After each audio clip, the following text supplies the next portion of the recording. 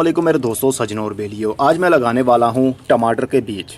टमाटर के बीज सर्दी का मौसम शुरू होने से पहले लगा लेते हैं, सितंबर से अक्टूबर के महीने में। लेकिन छत के ऊपर गर्मी काफ़ी देर तक रहती है, इसलिए अक्टूबर के महीने में बीज लगाएंगे तो पौधों की सेहत भी अच्छी रहेगी। बीज लगाने के लिए मैं कटिंग ग्रोइंग मीडिया इस्तेमाल कर रहा हूँ, जिसके अंदर राइस हस्क ऐश है, कोकोपीट है और पत्तों की खाद का मिक्सचर, तीनों चीज़ें बराबर की। लेकिन एक गमले के अंदर मैंने खाली पुरानी मिट्टी ही गमले की भरी है, जो कि गमलों के अंदर हमारी मिट्टी होती है, रीयूज़ मैं करता रहता हूँ बार बार। एक गमले के अंदर इसलिए भरी है ताकि आप लोगों को बता सकूं कि आप मिट्टी के अंदर भी बीज लगा सकते हैं। ऐसा नहीं है कि ये काली काली चीज़ देखकर आप समझे कि पता नहीं ये क्या चीज़ है, इसी के अंदर बीज लगते हैं। नहीं जनाब, आप ओनली मिट्टी के अंदर भी बीज लगा सकते हैं। इसके ऊपर भी मैंने डिटेल के साथ बहुत सारी वीडियोज़ अपलोड की हुई हैं कि खाली बालू मिट्टी के अंदर, जिसके अंदर ना तो गाय का गोबर है ना कोई खाद है, जो नर्सरी से मिट्टी मिलती है, उसके अंदर भी बीज लगाए जा सकते हैं और बीज जर्मिनेट भी होते हैं। तो मैंने गमलों के अंदर भरकर इसको ट्रे के अंदर रख दिया और ट्रे में पानी छोड़ दिया। अब ये पानी गमले के नीचे से जो होल होते हैं वहीं से पानी आएगा और मीडिया के ऊपर वाले लेवल तक पहुंच जाएगा, जैसा कि ये मिट्टी ऊपर वाले लेवल तक गीली हो रही है। अब हम एक एक गमले के अंदर दो दो बीज लगाएंगे। उसकी वजह ये है कि हो सकता है कि एक बीज हमारा खराब हो, वो उग ना पाए किसी वजह से। तो इस तरह हमारी मेहनत ज़ाया नहीं जाएगी। एक एक गमले के अंदर दो दो बीज डालेंगे, हो सकता है कि दोनों ही जर्मिनेट हो जाएं। बाद में उसको देखेंगे कि अलग करना है या नहीं। गमले के ऊपर हम इस मीडिया के ऊपर हम बीज डालेंगे और तकरीबन 1-1 इंच के फासले पर बीज रख देंगे और इसको हल्का सा पुश करेंगे। तकरीबन आधा इंच इसको इस मीडिया के अंदर दबा देंगे, बहुत ज़्यादा नहीं दबाना। और मिट्टी में जब बीज लगाने हैं 1-1 इंच के फासले पर ही लगाने हैं। इसमें मैं 3 लगा देता हूँ। ये बीज ख़राब है एक, तो यहाँ पर मैं एक और डाल देता हूँ। मिट्टी के अंदर जब हमने बीज डालना है तो इसको बहुत ज़्यादा मिट्टी के अंदर नहीं दबाना, सिर्फ इतना दबाना है कि वो बीज हमें नज़र ना आए और सूरज की धूप वहाँ तक ना पहुँच सके। अगर हम इसको बहुत ज़्यादा मिट्टी के अंदर तकरीबन 1 इंच या आधा इंच मिट्टी के अंदर दबा देंगे तो फिर बीज की जर्मिनेशन शुरू नहीं हो पाएगी। मिट्टी का अपना एक वज़न होता है, वज़न ज़्यादा होने की वजह से बीज गल जाता है। बीज लगाने के बाद अब हम पानी का शावर इसके ऊपर नहीं करेंगे, क्योंकि ट्रे की मदद से ही मिट्टी ऊपर वाले लेवल तक गीली हो जाएगी। अगर आपके पास ट्रे नहीं है तो फिर शावर की मदद से आप ऊपर से पानी दें। बीज लगाने के लिए जो मिट्टी है वो हर वक्त हल्की सी नम रहनी चाहिए, बहुत ज़्यादा गीली नहीं और ना ही बहुत ज़्यादा खुश्क। हल्की सी नमी हर वक्त बनी रहेगी तो बीज की जर्मिनेशन जल्दी शुरू हो जाएगी। अब इसको हम रखेंगे शेडी एरिया में, ना कि फुल धूप में और ना ही अंधेरे में। बीज की जर्मिनेशन तो अंधेरे में भी शुरू हो सकती है, लेकिन हमें इसको रोशनी में रखना है, ब्राइट लाइट में रखना है, ताकि जब बीज के अंदर से स्प्राउटिंग शुरू हो तो वो हेल्दी हो, उसको रोशनी की कमी ना हो। मिलते हैं कुछ दिन बाद। 9 दिन बाद टमाटर के कुछ सीड जर्मिनेशन अपनी शुरू कर चुके हैं और अब ये पौधों की सूरत ले रहे हैं। काफ़ी सारे बीज अभी हमारे जर्मिनेट होना बाकी हैं। अब ये देखिए, ये भी बीज जर्मिनेट हो गया है। इसके ऊपर एक छिलका सा है, वो भी कुछ दिनों में उतर जाएगा। छिलका उतरने के बाद में इसके अंदर से पत्ते बन जाएंगे, जैसा कि ये हैं। और मिट्टी के अंदर देखिए जनाब, मिट्टी के अंदर हमारे 2 सीड जर्मिनेट हो चुके हैं। मिट्टी का एक अपना वज़न होता है, जिसकी वजह से सीड जल्दी ही स्प्राउटिंग शुरू कर देता है। ये वाला सॉफ्ट मिट्टी हमने इस्तेमाल किया है, इसका वज़न कम होता है, जिसकी वजह से सीड को गलने के लिए काफ़ी टाइम लगता है। मिट्टी की वजह से बीज का छिलका जल्दी गल जाता है और उसके अंदर से स्प्राउटिंग जल्दी ही शुरू हो जाती है। तो एक टाइम में हमारे 2 बीज जर्मिनेट हो गए हैं, लेकिन हमारा ये वाला पौधा अच्छी ग्रोथ कर रहा है। ज़रूरी नहीं होता कि हर बीज में से निकला हुआ पौधा बड़ा भी हो। मिलते हैं कुछ दिन बाद, बस नमी बनी रहनी चाहिए। 26 दिन बाद अब बीज जर्मिनेट भी हो गए हैं और थोड़े थोड़े से बड़े भी हो गए हैं, लेकिन 2 गमले ऐसे हैं जिनके अंदर एक भी बीज हमारा जर्मिनेट नहीं हो पाया, या शायद जर्मिनेट हुआ था लेकिन वो सरवाइव नहीं कर पाया। हो सकता है कि बीज के टिश्यूज़ सही ना हो जब इसके अंदर से रूट निकली, लेकिन बीज के अंदर जो टिश्यूज़ थे वो डैमेज होने की वजह से बीज के अंदर से पत्ते निकल नहीं पाए। कुछ बीज हमारे जर्मिनेट होने के बाद में थोड़े से पौधे बड़े भी हुए और उसके बाद में पौधे मुरझा गए, लेकिन कुछ बीज अभी भी जर्मिनेट हो रहे हैं, पौधों की सूरत ले रहे हैं। हमने गमलों के अंदर ज़्यादा बीज डाले थे, अगर एक बीज नहीं उगता तो उसकी जगह पर दूसरा उग जाएगा, तो हमारा काम हो सकता है। लेकिन अभी तक भी ये बीज जर्मिनेट हो रहे हैं, ये देखिए, लेकिन ये मे भी सर्वाइव ना कर पाएँ। इस बीज के छिलके में से पत्ते हो सकता है कि ना निकल पाएँ, लेकिन एक गमले के अंदर 2 पौधे हैं, हम एक पौधे को निकाल कर अलग गमले में लगा देंगे। तो जितने भी ज़्यादा पौधे बन गए हैं, हम एक एक पौधे को लेंगे और अलग अलग गमलों के अंदर लगा देंगे। मिट्टी के अंदर भी अच्छा रिज़ल्ट मिला है हमें, और मिट्टी में से सबसे पहले बीज जर्मिनेट हुआ और बड़ा बीज जल्दी हुआ, ये पौधे की सूरत ले चुका है। और 2 साथ में और भी बीज जर्मिनेट हो गए हैं और वो भी पौधे बन रहे हैं। अब इनको ट्रांसप्लांट हम नहीं करेंगे, कुछ दिन और इंतज़ार करते हैं। 31 दिन बाद टमाटर के पौधे अब बड़े भी हो गए हैं और ये ट्रांसप्लांटिंग के काबिल भी हो चुके हैं। जिस गमले के अंदर कुछ भी नहीं था, बाद में उसके अंदर से एक बीज उगना शुरू हो गया और अब ये पौधे की सूरत ले रहा है। इसको हम ऐसे ही रख देंगे।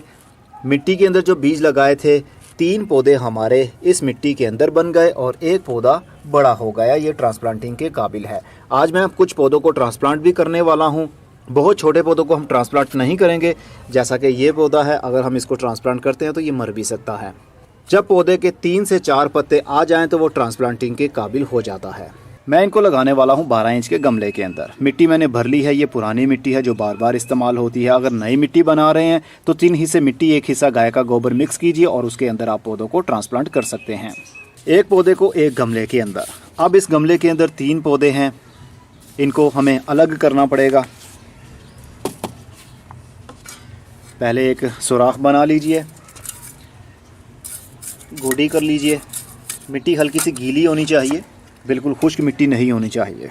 अब हम इसका रूट बाउल तोड़ेंगे।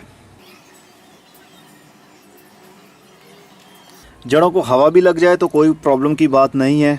वैसे भी आजकल मौसम ठंडा हो गया है और पनीरी को हवा लग भी जाए तो कोई प्रॉब्लम नहीं होती। इसको मैं सेंटर में लगाऊंगा। अपनी उंगली से ही इसके अंदर सुराख कर लीजिए और बहुत ज़्यादा इसको मिट्टी के अंदर हमने नहीं दबाना। बस इतना मिट्टी के अंदर दबाना है कि ये सीधा खड़ा हो जाए, एकदम मिट्टी के ऊपर टच ना रहे। इसी तरह सबको मैं ट्रांसप्लांट कर लेता हूँ। मैंने 10 पौधों को ट्रांसप्लांट कर दिया है और 2 पौधों को मैंने थर्मोकोल के डिब्बे के अंदर ट्रांसप्लांट किया और 4 पौधे ऐसे हैं जिनको मैंने ग्रो बैग्स के अंदर लगाया।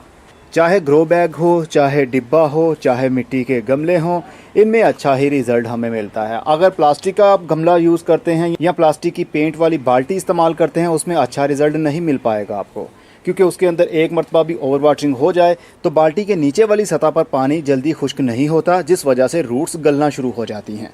मिट्टी के अंदर पहले से मॉइस्चर मौजूद था, लेकिन ट्रांसप्लांटिंग के बाद थोड़ा सा हमें पानी देना पड़ता है ताकि पौधों की जड़ें और मिट्टी का कॉन्टैक्ट आपस में हो जाए।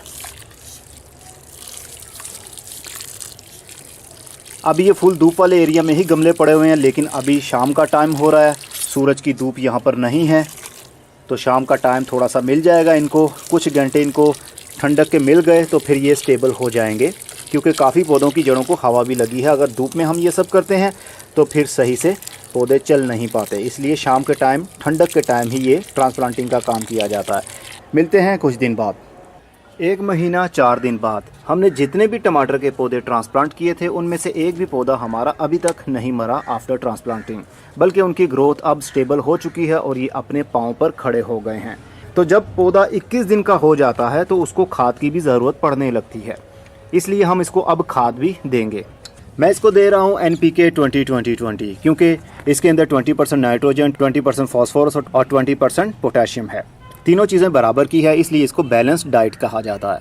अगर आपके पास 19-19-19 हो या फिर 18-18-18 हो या 17-17, जो भी हो, बैलेंस्ड डाइट हो, इस स्टेज के ऊपर अभी पौधे को नाइट्रोजन की ज़्यादा ज़रूरत है ताकि इसके पत्ते ज़्यादा हरे हो सकें, ये ज़्यादा लंबा चौड़ा हो सके, ब्रांचेस ज़्यादा आ सकें। तो खाद देने के लिए मैंने 1.5 लीटर की एक बोतल ली है पानी की। इसके अंदर मैं आधा टीस्पून इस्तेमाल करूँगा ये वाला वाटर सोल्यूबल फर्टिलाइज़र। ये फौरी तौर पर पानी के अंदर हल हो जाएगा। इसका स्प्रे भी हम पत्तों के ऊपर कर सकते हैं, पौधे के ऊपर कर सकते हैं और मिट्टी में भी यही पानी ऐड कर सकते हैं। तकरीबन आधा टीस्पून ही मैं इस्तेमाल करूँगा, ज़्यादा नहीं डालूँगा, क्योंकि अभी पौधे छोटे हैं। अगर ज़्यादा हमने खाद का इस्तेमाल किया तो हमारे पौधे मर भी सकते हैं। अब इस पानी को हम मिक्स कर लेंगे। अगर आपके पास ये खाद नहीं है तो हमारे दराज स्टोर के ऊपर अवेलेबल है। अगर आप नहीं लेना चाहते तो गाय का गोबर भी आप इस्तेमाल कर सकते हैं। 5 लीटर पानी के अंदर 1 मुट्ठी गाय के गोबर की मिक्स कर लीजिए और उसको शेडी एरिया में 24 घंटे के लिए रख दीजिए। 24 घंटे के बाद वो वाला पानी आप पौधों में इस्तेमाल कर सकते हैं। हर गमले में या ज़मीन में जहाँ पर भी पौधा लगाया है 1-1 कप पानी आप हर 7 दिन के बाद इस्तेमाल कर सकते हैं। तो 1-1 कप मैं इस्तेमाल करने वाला हूँ। ये पानी पौधे के ऊपर मैं इसलिए नहीं डालूंगा क्योंकि पौधा अभी अपने पाँव पर सही से खड़ा नहीं हो पाया है। ये एक साइड पर झुक जाएगा, क्योंकि टमाटर के पौधे टिम्बर नहीं होते, ये नरम लकड़ी ही रहती है, इसलिए इनके साइडों पर मैं पानी डाल रहा हूँ। जड़ें इनकी खुद ही वहाँ से खाद को ले लेंगी।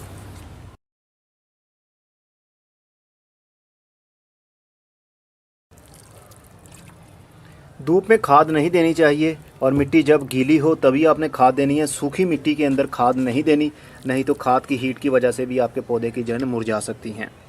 चलिए अब इनको जल्दी से बड़ा करते हैं। हमारे पौधों की उम्र 1 महीना 19 दिन हो चुकी है। अब ये अपने पाँव पर भी खड़े हो गए हैं और इनकी हाइट भी अब बढ़ना शुरू हो गई है। लेकिन पेस्ट का अभी तक कोई भी अटैक नहीं है। इससे पहले कि पेस्ट का अटैक हो और हमारे पौधों की हालत बिगड़ जाए, हमें पेस्टिसाइड का इस्तेमाल करना पड़ेगा अभी से। और जो छोटे छोटे से साथ में और पौधे भी लगे हुए हैं उनको हम निकाल देंगे। एक गमले के अंदर, मतलब 12 इंच के एक गमले के अंदर सिर्फ एक पौधा होना चाहिए। बाकी जितने भी पौधे हैं उनको निकाल कर या तो अलग जगह पर आप ट्रांसप्लांट कर सकते हैं जहाँ पर आपको ज़रूरत हो। मैं इस्तेमाल करने वाला हूँ केमिकल पेस्टिसाइड, किंग पेस्ट के नाम से। ये हमारे द्रास स्टोर के ऊपर भी अवेलेबल है, आप ऑर्डर करना चाहें तो कर सकते हैं। ऑल इन वन पेस्टिसाइड है, हर किस्म के पौधे के लिए, हर किस्म के पेस्ट के लिए इसका इस्तेमाल किया जा सकता है। तो हम नहीं चाहते हमारे सब्ज़ी वाले पौधों के ऊपर एक मरतबा अटैक हो जाए तो फिर पौधों की हालत बिगड़ जाए। इससे पहले हम ट्रीटमेंट कर लेना चाहते हैं। आपके पास जो भी पेस्टिसाइड है, ऑर्गेनिक है या केमिकल है, आप इस्तेमाल कर सकते हैं। करते रहा करें हर 7 दिन के बाद। 1 लीटर मैंने पानी लिया है और इसके अंदर आधा टीस्पून हमने डालना है, लेकिन मैं आधा टीस्पून भी इस्तेमाल नहीं करूंगा, इससे कम ही इस्तेमाल करूंगा। मैं ज़्यादा पेस्टिसाइड का इस्तेमाल नहीं करता। अगर मैं ज़्यादा इस्तेमाल करूंगा तो हो सकता है हमारे पौधों के ऊपर बर्निंग आ जाए, उनके पत्ते जलना शुरू हो जाए। जब हमें लगा कि हमारे पौधे के ऊपर कीड़ों का हमला हो रहा है, फिर से हम स्प्रे करेंगे। बस अपने ख्याल ये रखना है कि जब आपका फ्रूट पक गया हो, आपको यकीन हो कि अब ये फ्रूट पक चुका है, उतारना है, उस स्टेज के ऊपर केमिकल का इस्तेमाल नहीं करना। पहले फ्रूट को या सब्ज़ी जो भी लगाई है, अगर सलाद पत्ता आपने लगाया है, सलाद पत्ता पहले हार्वेस्ट कर लीजिए, उसके बाद इसका इस्तेमाल कर सकते हैं। कहने का मतलब है खाने वाली चीज़ के ऊपर इसका असर 7 दिन या मैक्सिमम 14 दिन के लिए रहता है। तो 7 या 14 दिन के बाद आप वो फ्रूट खा सकते हैं। आप वो पत्ते भी इस्तेमाल कर सकते हैं जिसके ऊपर केमिकल का स्प्रे हुआ है। स्प्रे हमने शाम के टाइम करना है, धूप में नहीं करना, क्योंकि धूप में इसका असर जल्दी ही ख़त्म हो जाता है। जैसे जैसे मॉइस्चर उड़ जाएगा वैसे वैसे इसका असर भी ख़त्म हो जाएगा। शाम के टाइम इस्तेमाल करने का मकसद ये होता है कि पत्तों के ऊपर मॉइस्चर काफ़ी घंटों तक टिका रहता है और पेस्टिसाइड अपना काम दिखाता रहता है, कीड़ों को मारता रहेगा।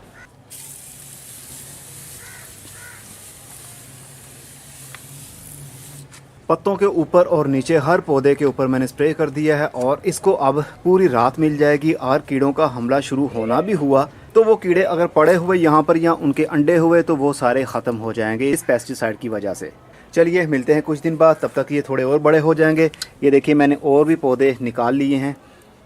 एक एक गमले के अंदर 2-2 जो बड़े हो रहे थे उनको मैंने अलग कर लिया है। अब इनको अलग जगह पर मैं लगा दूंगा।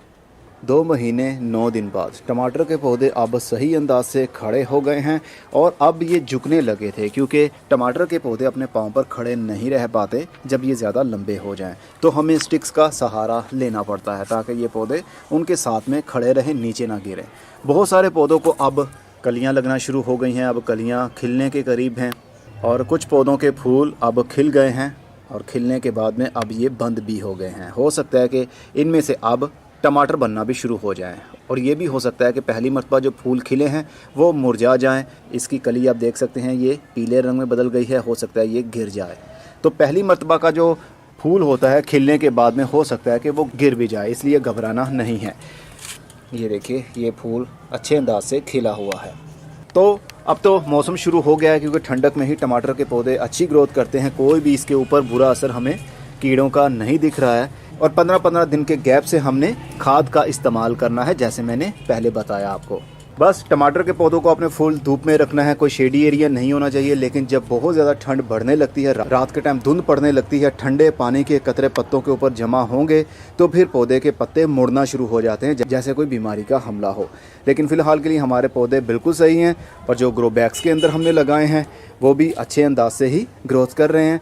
पीछे हमने पॉली हाउस एक बहुत बड़ा बनाया है और उसके ऊपर ग्रीन नेट भी लगा दिया। उसकी वजह ये है कि जो कलमे या बीज हमने लगाने हैं सर्दी के दिनों में उनको पॉली हाउस के अंदर रखना ज़रूरी है, इसलिए गमलों को थोड़ा थोड़ा आगे मुझे करना पड़ा है, लेकिन धूप आनी चाहिए।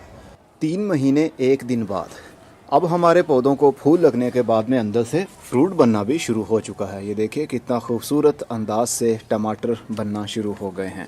पहले फूल खिलते हैं और उसके बाद में कुछ इस तरह से मुरझा जाते हैं और उसके बाद में अंदर से फल बनना शुरू होता है। अब बहुत ज़्यादा ठंड होने लगी है। जनवरी की आज 3 तारीख हो चुकी है। काफ़ी सारे पौधों को ऐसे ही फ्रूटिंग हो रही है। ये गमलों के अंदर दिखाया आपको, और ग्रो बैग्स के अंदर भी कुछ यूं ही हाल है। ये देखिए ग्रो बैग्स के अंदर भी टमाटर अच्छे अंदाज से अब बड़े हो रहे हैं। पौधों की बहुत ज़्यादा हाइट नहीं बढ़ी है क्योंकि ये वैरायटी ही मैंने वो लगाई थी जो कि डिटर्मिनेट है। अगर इनडिटर्मिनेट वैरायटी होगी तो वो बेल बन जाएगी और बहुत सारे उसको टमाटर लगते हैं, लेकिन उसको खाद की भी उसी हिसाब से ज़रूरत होती है। हम घरों में यही वैरायटी लगाते हैं जिसकी हाइट छोटी हो और उसको फल भी जल्दी लग जाए। हमारा एक पौधा, उसकी हालत बिल्कुल भी सही नहीं है। इसको क्या हुआ है नहीं जानता हूँ, जबकि दूसरे पौधे भी इसके साथ साथ नहीं पड़े हुए हैं, लेकिन उनके ऊपर कोई बुरा असर नहीं हुआ है। इस पौधे के ऊपर बुरा असर हुआ, लेकिन इसके अंदर से भी अब फल बनना शुरू हो रहा है। ये देखिए इसके अंदर छोटा छोटा सा फ्रूट बनेगा, लेकिन हमें अभी सही तरीके से विजिबल नहीं हो रहा। आने वाले टाइम में फल कुछ ना कुछ ये हमें देगा ज़रूर। पत्तों की हालत बिगड़ी सी है, ठंड भी आ गई है। ज़्यादा कोहरा पड़ने की वजह से रात के टाइम जो ओस पड़ती है उसकी वजह से भी पत्ते मुड़ना शुरू हो जाते हैं। पौधे के ऊपर किसी किस्म की कोई बीमारी नहीं है। वही स्प्रे जो आपको बताया सिर्फ 2 मरतबा अभी तक मैंने 3 महीने और 1 दिन के अंदर किया है। बाकी केयर वैसी ही है। पानी हल्का सा मॉइस्चर बना रहना चाहिए, बहुत ज़्यादा मिट्टी खुश्क नहीं होनी चाहिए और ना ही बहुत ज़्यादा मिट्टी गीली होनी चाहिए। चलिए इसको थोड़ा और बड़ा करते हैं। 3 महीने 22 दिन बाद टमाटर के पौधे अब सर्दी ख़त्म होने का इंतज़ार कर रहे हैं। बहुत ज़्यादा ठंड होने की वजह से इनके पत्तों के ऊपर काफ़ी स्ट्रेस आने लगा। रात की जो ठंडक और ओस पड़ती है उसकी वजह से पत्ते मुड़ जाते हैं, लेकिन अब फ्रूट बनना भी शुरू हो गया है। फ्रूट भी बन रहा है और उसका साइज़ भी इंक्रीज़ हो रहा है। हर पौधे के ऊपर कुछ ऐसा ही हाल है, लेकिन टमाटर के पौधों के लिए अच्छा यही होता है कि इसके जो नीचे वाले पत्ते निकलते हैं उसको टाइम टू टाइम आप काटते रहें। अगर नहीं काटेंगे तो इसके पत्ते जो नीचे वाले होंगे वो ड्राई होना शुरू हो जाएंगे और लटक जाएंगे, फिर वहाँ पर फंगल इन्फेक्शन होने का ख़तरा भी होता है। अभी गुच्छे लगे हुए हैं टमाटरों के, लेकिन उनको पकने के लिए अब टाइम चाहिए। आज जनवरी की 24 तारीख हो चुकी है। अब आहिस्ता आहिस्ता से बाहर के दिन भी शुरू हो जाएंगे। रात की जो ठंडक है वो अब कम होना शुरू होगी, लेकिन फ़िलहाल के लिए तो ठंडक बहुत ज़्यादा है। और पौधों को मैंने एक जगह पर इकट्ठा कर दिया है क्योंकि पॉली हाउस को सेट करना था। यहाँ पर ग्रो बैग्स मैंने रखने थे, इसलिए पौधों को एक जगह पर मैंने इकट्ठा कर दिया है। जो डिब्बे के अंदर पौधे लगे हुए हैं उनकी भी ग्रोथ बहुत अच्छी चल रही है। टमाटर हर पौधे के ऊपर लगे हुए हैं और आने वाले टाइम में और भी टमाटर और भी फूल खिलेंगे जो फ्यूचर में टमाटर की सूरत लेंगे। अब बाहर के दिन आने पर और भी अच्छी ग्रोथ हो जाएगी। चलिए इनको थोड़ा और बड़ा करते हैं। 4 महीने 22 दिन बाद अब हमारे टमाटर काफ़ी बड़े भी हो गए हैं, कुछ उतारने के काबिल भी हो गए हैं, लाल रंग में बदल रहे हैं और किसी किसी का साइज़ अभी और भी बड़ा हो रहा है। काफ़ी वेट है इनका। तो वीडियो एंड करने का भी टाइम आ चुका है। क्लस्टर्स की सूरत में इनको टमाटर लगे हुए हैं। हर पौधे के ऊपर तकरीबन 15 से 20 टमाटर लगे हुए हैं गुच्छों की सूरत में। और जिस पौधे की हालत थोड़ी ख़राब थी, इसके ऊपर फंगल इन्फेक्शन हमें लग रहा था, तो अब आकर क्योंकि बाहर के दिन शुरू हो गए हैं, फरवरी की आज 24 तारीख हो चुकी है और अब देखिए टमाटर के गुच्छे इसको भी लग चुके हैं और ये आहिस्ता आहिस्ता से बड़े भी होंगे। काफ़ी सारे गुच्छे लगे हुए हैं और बहुत सारे इनको फूल भी लगे हुए हैं जो कि वक्त के साथ साथ खिलेंगे और उनके अंदर से भी टमाटर बनना शुरू हो जाएंगे। जो ग्रो बैग्स के अंदर लगे हुए थे उनकी भी बहुत अच्छी ग्रोथ है। देखिए कैसे टमाटरों के गुच्छे लगे हुए हैं। इनको वक्त के साथ साथ ये बड़े होंगे। इनको उतारने का सही टाइम तब होता है जब ये कंप्लीट ग्रीन कलर में बदल जाएं। जैसा कि ये अब ग्रीन कलर में बदलने के बाद में हल्का हल्का सा पीला हो रहा है, इसका मतलब कि ये उतारने के काबिल है। अगर आप इसको इस स्टेज के ऊपर उतार कर किचन में रख देंगे तो कुछ दिनों के अंदर ये लाल रंग में बदल जाएगा। और अगर ये अभी सफ़ेद रंग में है, इसके अंदर सफ़ेदी है, तो उतार कर कभी मत रखिए। अगर आप सफ़ेदी वाली स्टेज के ऊपर इसको उतार लेंगे तो ये गल तो जाएगा, नरम पड़ जाएगा, लेकिन ये लाल नहीं हो पाएगा। इसलिए जब कंप्लीट टमाटर ग्रीन कलर में बदल जाए, इसका मतलब होता है कि टमाटर अपनी पूरे साइज़ पर पहुंच चुका है। इससे ज़्यादा बड़ा साइज़ नहीं होगा, तो उसको उतार कर आप किचन में रख सकते हैं। ये पड़ा पड़ा ही लाल हो जाता है। जो डिब्बों के अंदर लगे हुए थे उनकी भी ग्रोथ हो रही है, टमाटर लग रहे हैं। मैंने पिछले दिनों इनके नीचे वाले सारे ही पत्ते उतार दिए थे, क्योंकि पत्ते अगर नहीं उतारते हम टमाटर के नीचे वाली साइड पर, तो सूरज की धूप मिट्टी के ऊपर नहीं आ पाती है, जिस वजह से फंगस लगने का खतरा और भी बढ़ जाता है और हमें देखने में भी मुश्किल होती है कि मिट्टी के अंदर पानी मौजूद है या नहीं। बस ये तकरीबन अप्रैल के महीने तक चलेंगे और उसके बाद में बहुत ज़्यादा हीट होने की वजह से ये बर्न हो जाएंगे, इनके पत्ते मुड़ने लगेंगे, पीले होने लगेंगे, फिर सूख जाएंगे और उसके बाद पौधा ही मुरझा जाएगा। तो तब तक जितने भी टमाटर ये हमें देते हैं, हम इनसे टमाटर वक्त के साथ साथ उतारते रहेंगे। तो टमाटर के पौधे घर में उगाना कुछ भी मुश्किल नहीं है। ये 12-12 इंच के गमलों के अंदर मैंने लगाया हुआ है। ये देखिए, ये 12 इंच का गमला है, एक गुच्छा ये लगा हुआ है, इसको एक गुच्छा ये है, एक गुच्छा ये है और एक गुच्छे में से अभी एक ये वाला भी बना है। और जब हम इसको उतार लेंगे, पौधे के ऊपर से बोझ ख़त्म हो जाएगा, ये भी हैं, तो पौधा दोबारा से अपनी ग्रोथ को बढ़ाएगा और दोबारा से इसको फूल लगेंगे और उनके अंदर से भी टमाटर बनना शुरू हो जाएंगे। चलिए ये उतार लेते हैं, जो लाल रंग में बदल गए हैं। इस बार मैं लाल करके ही उतारूंगा, या फिर जो बिल्कुल सब्ज़ रंग में बदल जाएगा जैसा कि ये है, इसको भी हम उतार सकेंगे, लेकिन अभी नहीं उतारूंगा क्योंकि जब हमें ज़रूरत पड़ेगी किचन में, हम ताज़ा टमाटर ही उतारेंगे, तब तक ये और भी लाल रंग में बदल जाएंगे। मैं चलता हूँ, अपना बहुत सा ख्याल रखिएगा। खुदा हाफिज़।